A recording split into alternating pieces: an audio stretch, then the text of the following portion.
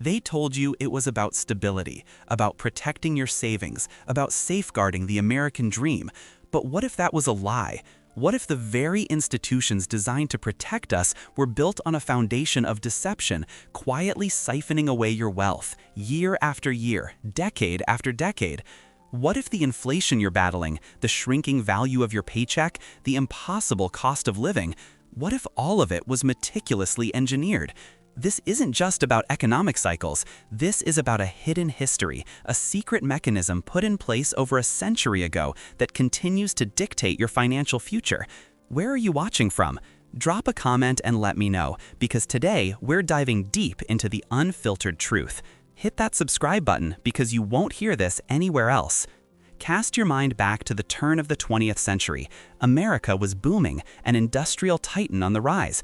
But beneath the surface, a fierce battle raged between powerful financial interests.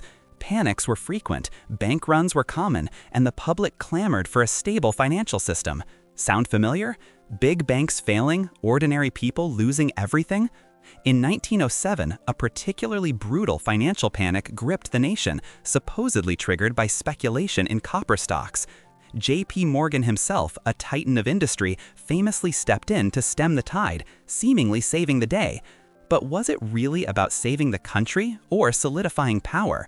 The official story goes that this panic highlighted the urgent need for a central bank, a lender of last resort. The argument was simple: consolidate power, stabilize the currency, prevent future collapses. A noble goal, right? Yet look around today. We have the Federal Reserve, the ultimate central bank. And what do we see?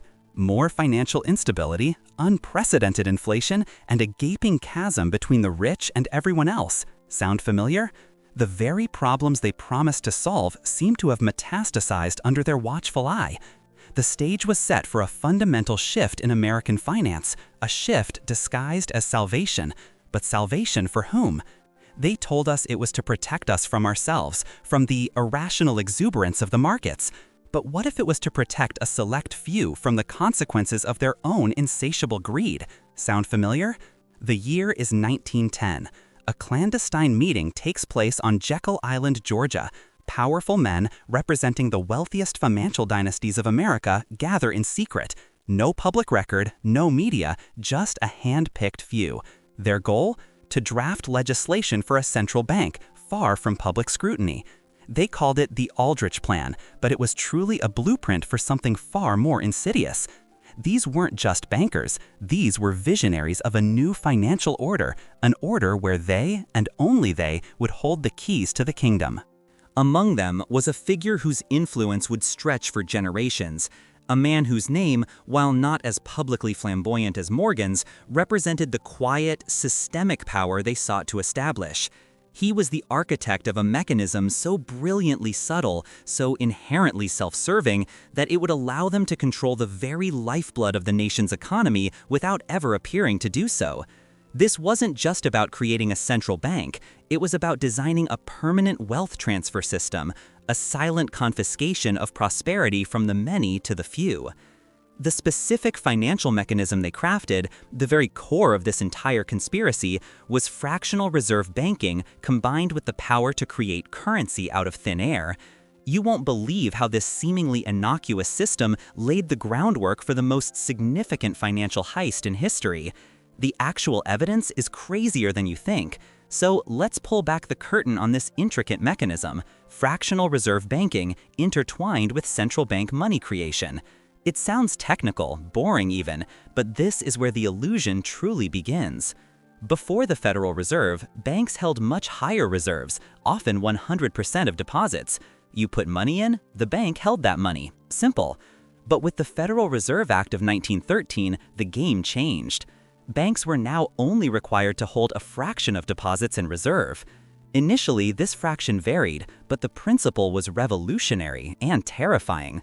Banks could now lend out money they didn't actually possess. Imagine this. You deposit $1,000 into your bank.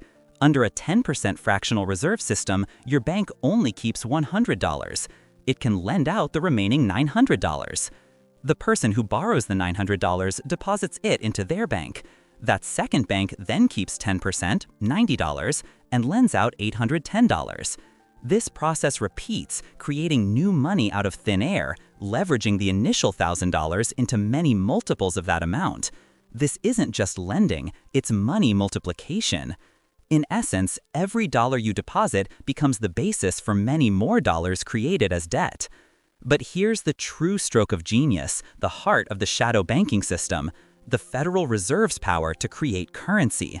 When a commercial bank needs more reserves to make these loans, it doesn't just go begging, it goes to the Federal Reserve. And the Fed? It simply creates new money electronically and lends it to the banks. This isn't printing physical cash, it's updating ledgers, adding digits to accounts. This newly created money isn't backed by anything tangible, no gold, no silver, just a promise that has been systematically broken. Consider the numbers. In 1913, the US national debt was around $1.2 billion.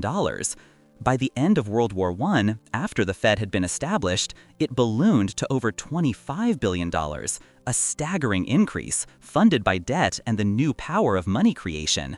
The value of the dollar has plummeted over 96% since 1913.